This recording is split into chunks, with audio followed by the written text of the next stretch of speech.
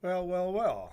Good afternoon, everybody. It's a Sunday and it's beautiful out here. Kind of start feeling the season. We got some true fall weather actually in California, believe it or not.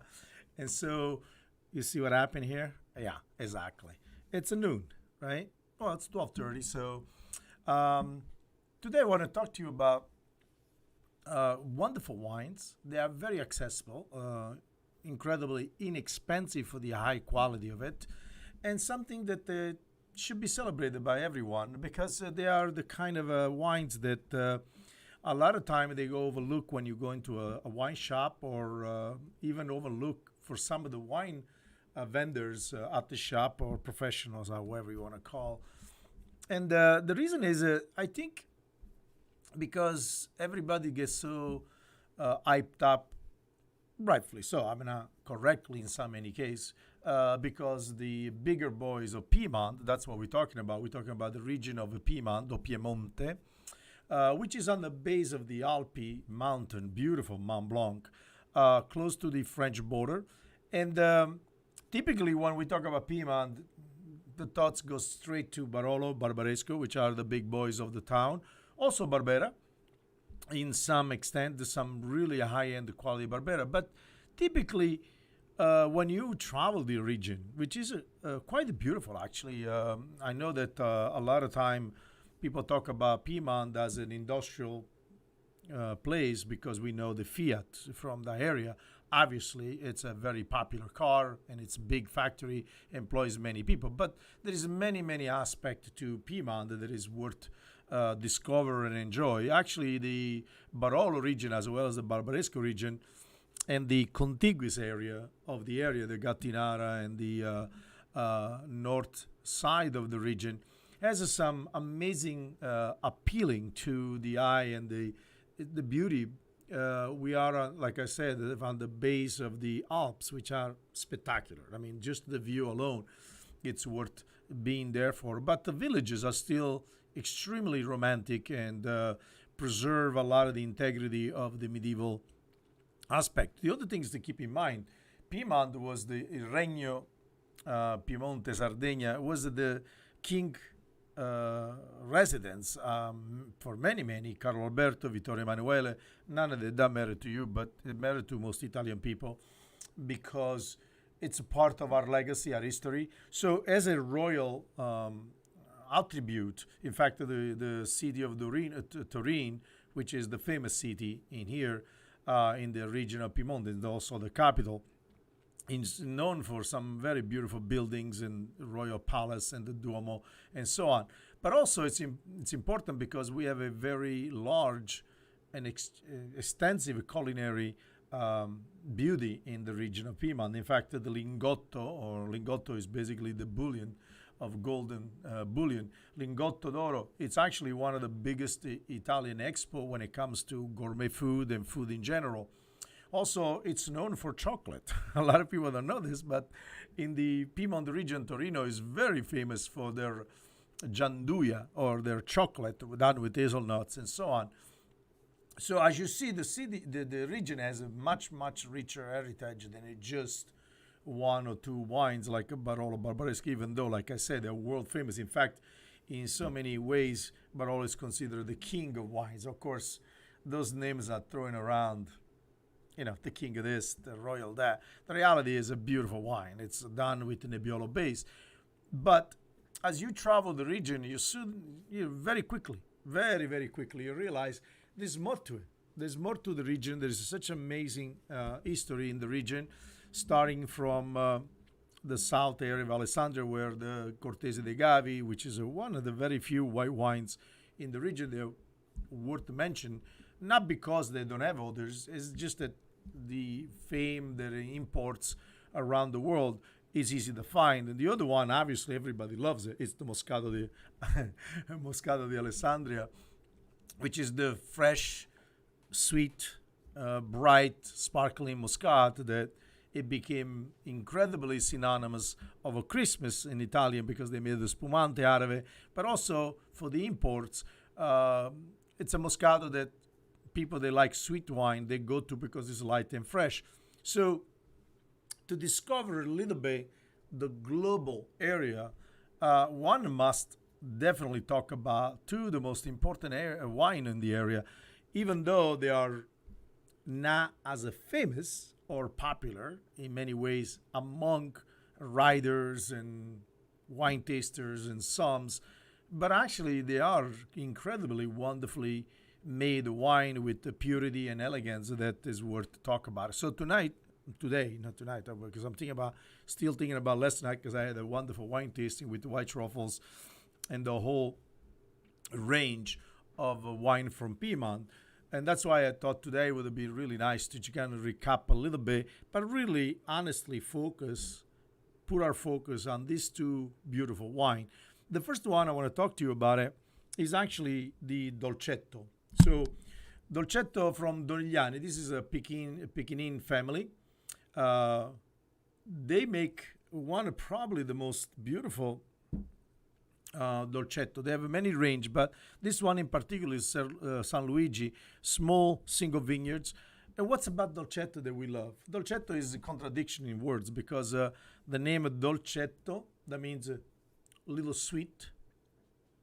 And obviously, when you're thinking about it, well, I'm not drinking a sweet wine. Of course, it's not sweet wine at all. But because most Nebbiolo base are a little more tart as wine, it's got a little more of the cranberry pomegranate characteristic. The Dolcetto has got a little more warmer, softer body. So that gives you the impression of a little bit fruit forward, but it really isn't that much. Of course, based on the flavor profile of the Nebbiolo, tended to be a little more softer on the entrance into the palate, or soave, the way some of the language we use, the terminology.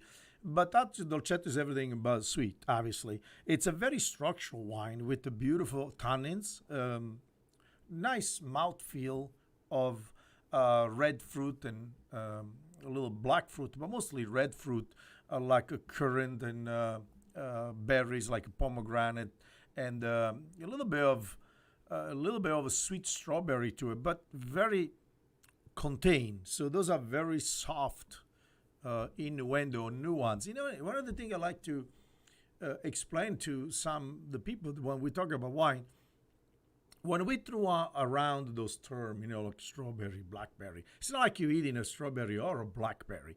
It's that you get a little nuance that you're getting when you're eating a berry. And a lot has had to do either with the first impact of the acidity of the berries or the finish tartness of the berry. So when we're talking about wine, because you have to really focus on the fact that there is mostly water. So there is no concentration. It's not like we're talking about blackberry jam or we're talking about raspberry jam. And I'm only explaining it because sometimes people, they hear the terminology and they look at, I don't get the berry. Well, of course, you're not going to get the berry. We are talking about the finesse of the berry. We're talking about the int of the berry. So in the simple words that we try to explain, minus you can be with me and drink the wine, so you get these really pretty nice reflections of pomegranate and a little bit of a red currant.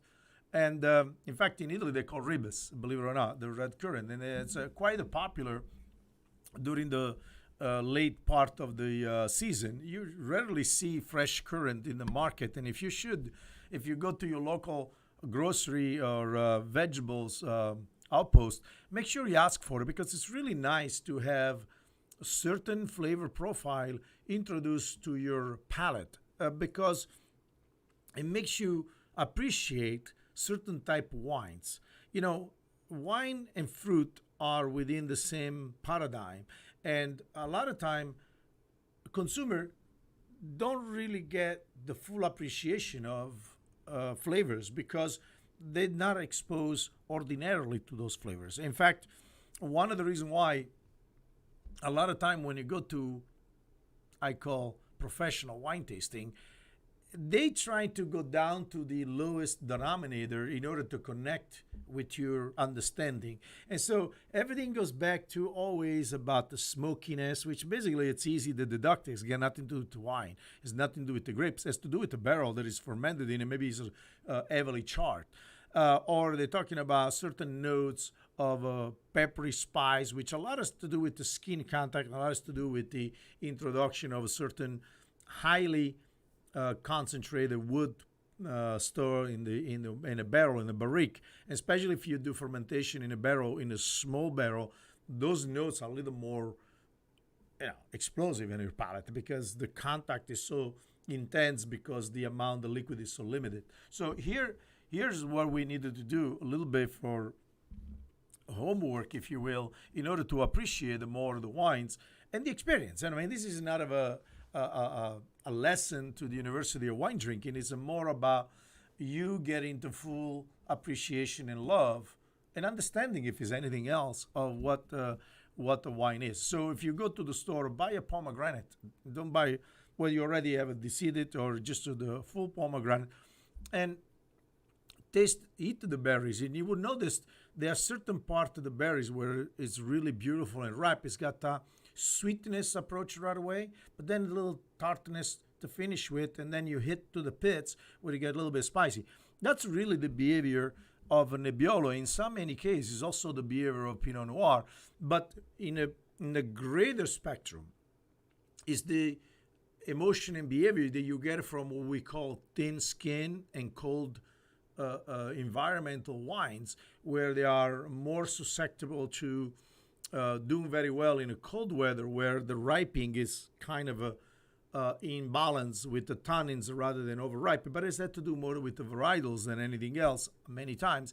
And those thin skin, like Nebbiolo, Gamay, Pinot, they tended to express those notes and characteristics. So for you to really enjoy and appreciate it, it would be really nice to introduce some of those elements in your palate. In fact, I think it's in many cases essentially, even for wine professional, because a lot of time I sit into a lot of wine tasting, wine profession, and I look and listen, and I see the limited of the lexicon or the expressions of the range into the wine, and they get amazed when I actually bring out certain notes and so on. Of course, it's easy for me to talk about it because I'm a chef and I spend the most of my time eating food and tasting different vegetables and herbs and fruit. But none of those things are inaccessible to people. You go to a regular grocery store today, and most great grocery store, they do have a lot of different herbs like a thyme or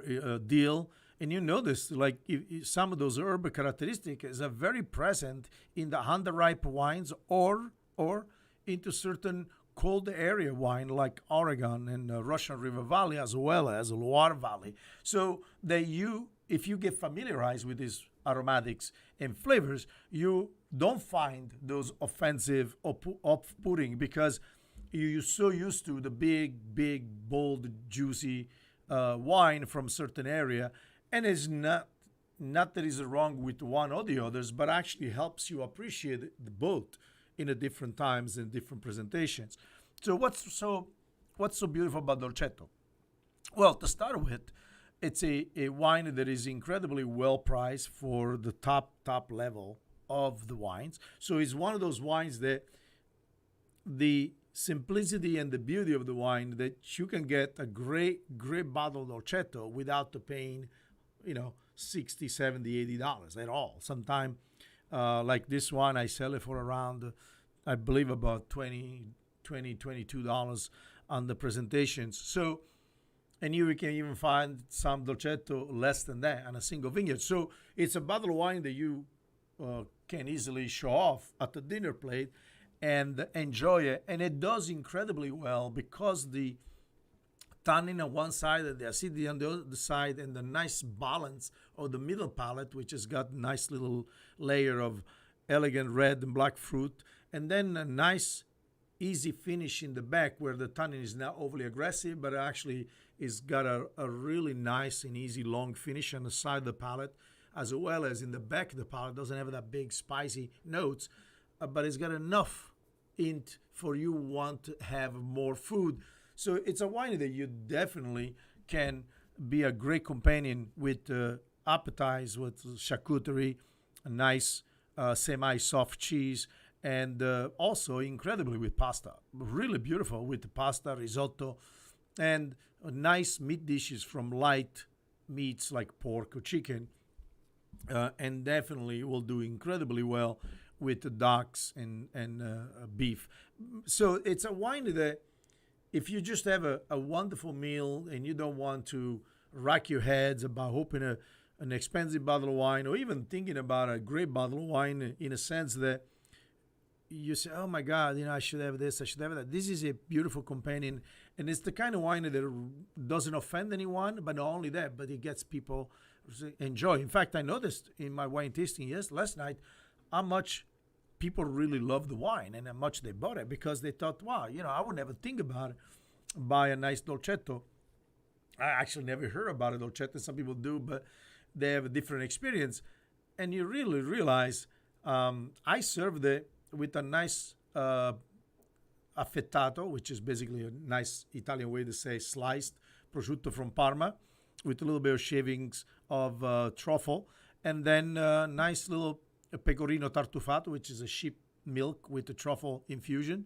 In this particular case, they actually take black truffle shavings and when they make the cheese, then they mature the cheese with the truffle in it. Nice, now overtoned, but now over powerful, but nice little milk spice, and then the beautiful notes of truffle, and then a great 18 months aged Parmigiano Reggiano. Simple plate, couple pieces of bread, and you can make a meal. And the wine is phenomenal, really beautiful companion with this. So it's the Dolcetto is the kind of wine that anyone can enjoy, and it's the kind of wine that you're never gonna feel like, oh my God, I shouldn't brought this. Maybe it's not expensive enough, or it's not a big bottle enough. But actually, is a kind of bottle of wine that people look at and say, oh, Jesus, I never heard this. Oh yeah, I heard this. This is really good wine, and it's beautiful, pleasant. So in the spectrum, it sits right in between a very structural Pinot Noir and a nice done light Barbera, but it's got its own characteristic. It's got its own personality, and it's a wine that I actually enjoy tremendously. So one of the things that also I want to talk to you about it a lot of time, and this is something that I like to talk to you about it because people drink wine mindlessly in many ways where they don't even drink the wine and let it sit in the palate. They just drop it right in the back of the funnel, which is your throat.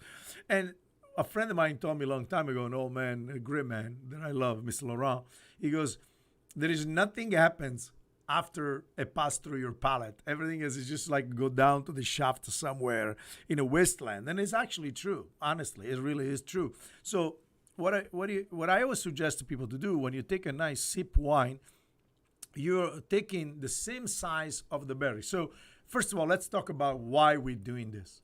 Okay, this is not just a show off, which sometimes it can look like because I can do it with such a ease, but it's a technique that allows oxygenation. So in other words, more you swirl the wine, and when the wine goes up to the glass shaft, more oxygen goes in, more pushes out the ethereal portion, which is the aroma of the wine. But also what it does, it breaks down the antichene, which is the molecular structure of the wine.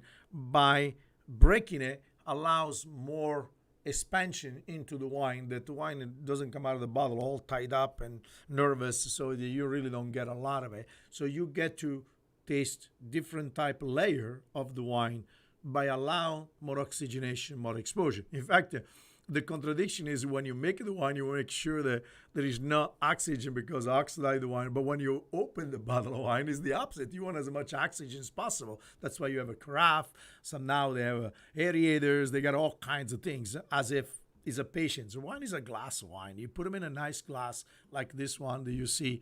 This is a classic Pinot and a Nebbiolo type of glass with a nice bowl on the bottom and a nice concave shaft going up. And what do? Don't fill up the glass. Just have a nice layer of the bottom of the bowl. That way, when you swirl the wine goes up, and more higher it goes, and the dropping part of it is what allows the glycerin to stick around the wall, and that as a slow they go down, more aromatic comes up, and then of course we all know what they call those. We call legs, and some people get fascinated by the legs. Well, it's the sugar layers.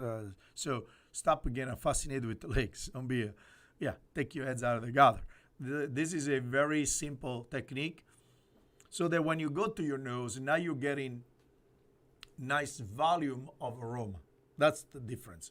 When you first open, you don't get a lot of volume. So sometimes people say, "Oh, I don't smell anything." Well, the wine hasn't released yet, or is still tied into the bottle structure. So when you go to take a nice whiff, and then you start getting information about the wine. The first information you're getting, which is the most important one, that the wine is okay. There's no cork, there's no funky stuff going on.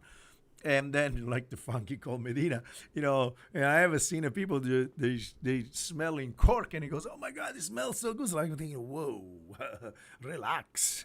No, smell no good. Something wrong with the baby. You know what I mean? Is the diaper didn't come off while it did the poo-poo. So, no, we need to have a clean, beautiful wine with the right aromatic. The other part of it, in many cases, you can actually smell the vertical or the varietal of this wine. Into the vertical shaft, you also start getting all the other characteristics that represented into this particular wine. In this particular case, I'm starting getting a beautiful notes, like I said, of red fruit, black fruit, but more of what I call fall and winter fruit. And then you get a nice little,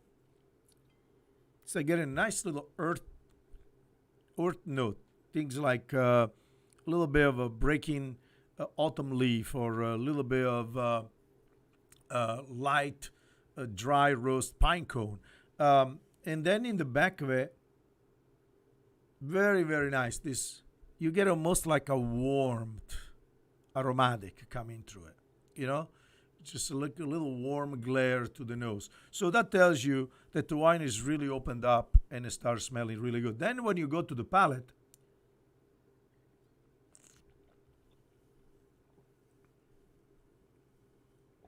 I tell people all the time, the way you drink wine is the way you eat the berries. So you chew it, swirl a little bit, don't do like John Cleese where they do the whole rinsing of the mouth. Just chew it through it. And what happens when you do that? First of all, you bring the wine on a precise temperature of your palate, which is very important. The two things aligns, the wine temperature plus the palate temperature. The second is you're breaking even further the microcell of the wine, and now you start seeing how much perceptions occurs in your palate. This is very important because you start getting the whole length of the wine. The rooftop is the register. The tongue is actually the one who sends all the signal. And then around the walls of your palate, you start getting all the more unique sensations. The tannin spectrum, you start getting the notes of a pepperiness, light pepper, dust pepper, chili pepper, but also you start getting some herb notes, or in many cases, you're getting spice notes, like a clove or a vanilla or whatever that is. In this particular case, are very restrained. So you're getting more of the soft cherry skin notes rather than the paprika and the other notes. So it's really easy to drink wine. It's got a nice, and then it leaves you the palate very clean. And you know how you know? Because sometimes it feels like you got little prickle things above your tongue, which means that it's been stripped of a fat particles. The other things, let's not make the silly mistake when people take one sip of wine and they decide what the wine is. No, it's not. The first sip of the wine is really to cleanse your palate, if you will, to clean the palate. The same ways that I do when I pour wines in the glass. First, I rinse the glass with the wine, and then I pour the wine. Because if there's any imperfection into the glass, I want to make sure that it's moving away, and the glass is primed properly. Same with your palate, because sometimes before you start drinking, you had something, or your dry mouth and just salivating differently, and so it gives you a different emotion, a different impression of the wine that comes in your palate. Because what this is just a chemical. Everything is chemical. It's chemical reactions. It's the way when people go to a store and buy perfume, and one person smells the perfume, smells so good, they put them on their skin, and soon as it heats up, it smells really different. There's nothing wrong with the perfume. It just doesn't react well with your chemical output. Same with your palate. So there is a very simple technique to make sure that you really have the most out of your drinking wine. So having said all that, after that, you can actually drink the wine. So this is only a fraction of a second. It's not like you're going to spend all afternoon just doing a... No, not at all. It's just you go nice and easy.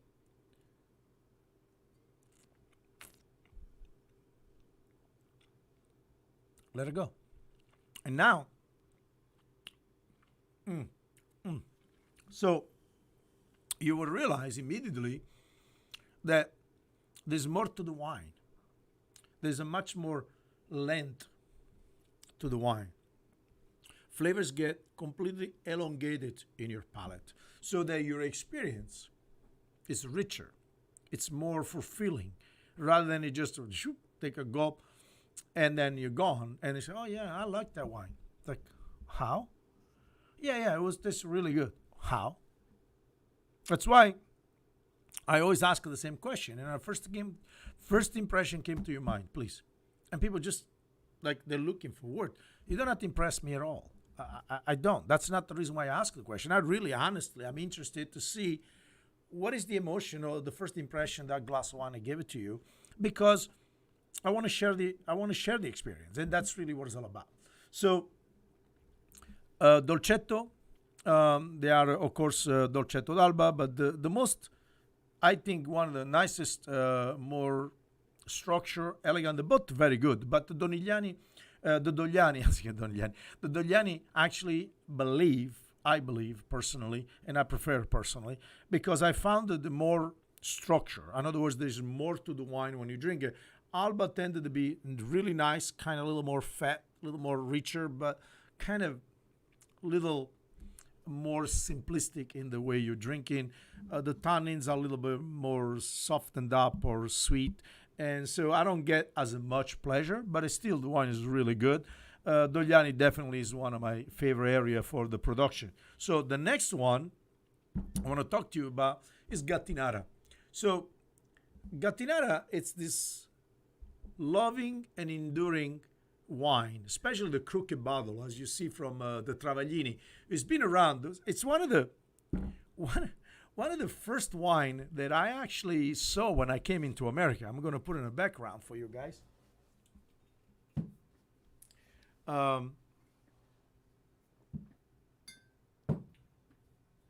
So it's one of the very first wine that I encountered in the shelf in America. I was surprised, to be honest with you. And those days, there was Gattinara, there was Gemme, which is all Nebbiolo-based wine.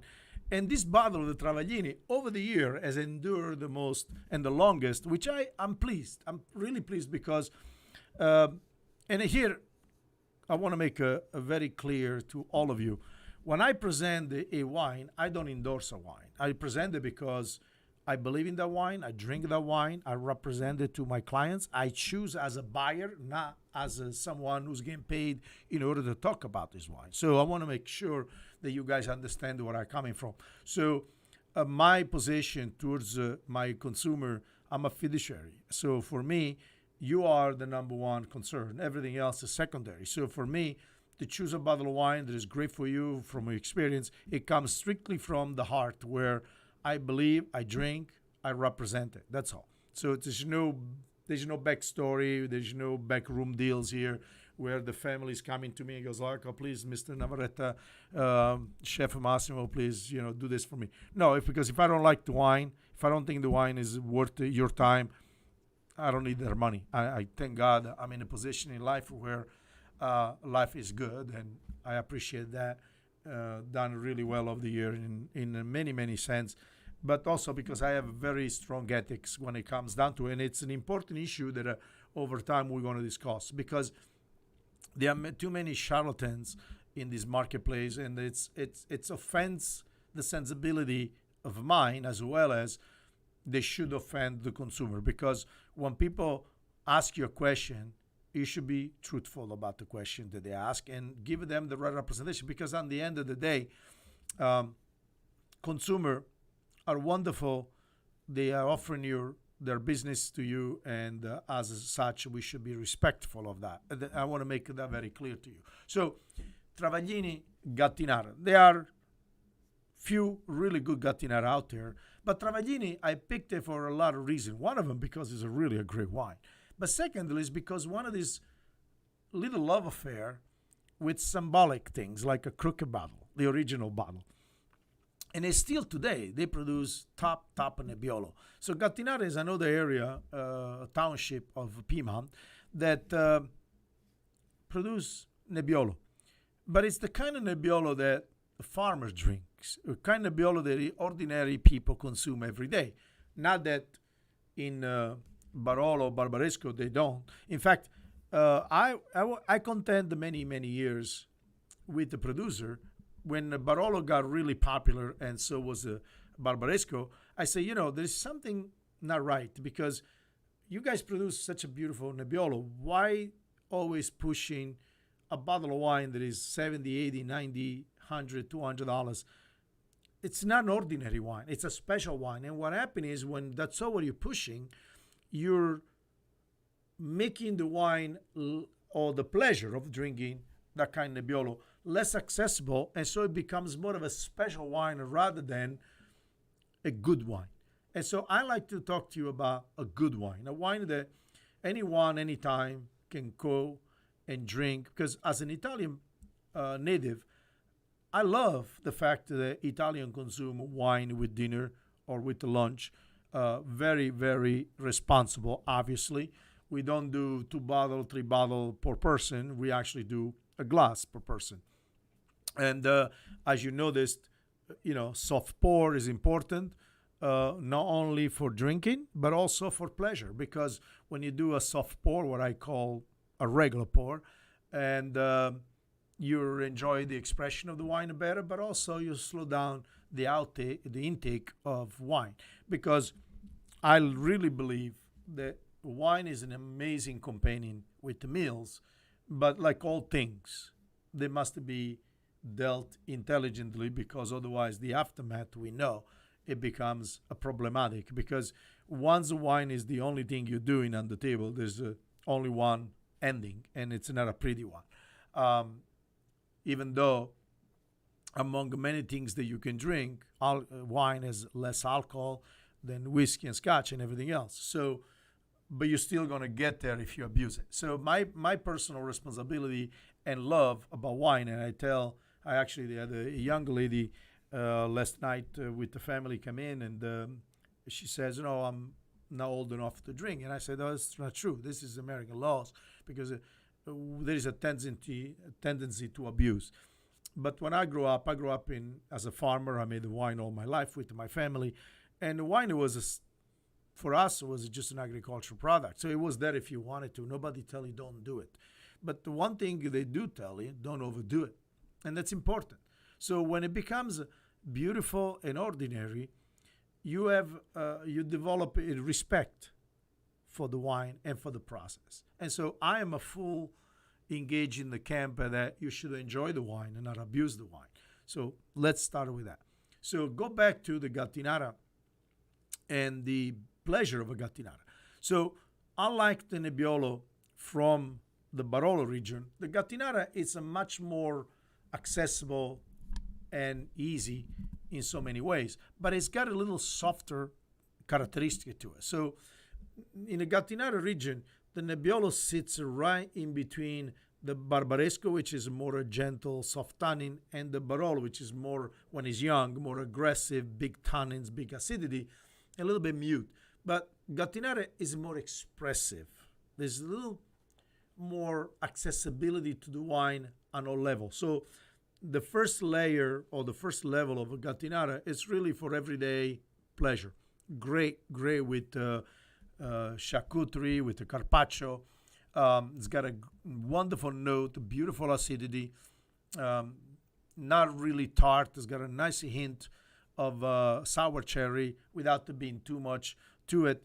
But the tart level is kind of softer, and it's got a beautiful bright color. Reminds you a lot of wonderful Pinot. That's when Nebbiolo and Pinot comes together in certain ways, especially in the Gattinara. You can see those translucent little vein of a pomegranate, rubies, garnet, and it's a classic that way. But then in the mouthfeel, it's a much more substantial without it being overwhelming. So the substantial notes of the mouthfeel is more into the fact that it's got a more middle palate than it would mostly Pinot. Pinot tends sometimes to go towards more the herb characteristic from the cold weather, or more the fruit cherry sweetness if you're doing a Central Coast or some more the American California made Pinot. The Nebbiolo from Gattinara is actually much more stylistically elegant wine. It pleases both the palate. The people, they like a nice dry fruit, a dry wine, but still has a good round elegance. So for your next Sunday dinner, when you're making your like the Italian, the East Coast, the braciole, which is a rolled beef cooked in a tomato stuffed with herbs and sometimes with pine nuts and cheese. This is a beautiful wine to enjoy with that, with a little side of rigatoni, nice little pecorino or parmigiano, and you'll be just in a great shape. Well, enjoy the rest of Sunday. This is Massimo Navarrete from Monoce Wine Country Cuisine in Costa Mesa, California. Say, hey, arrivederci. Ciao.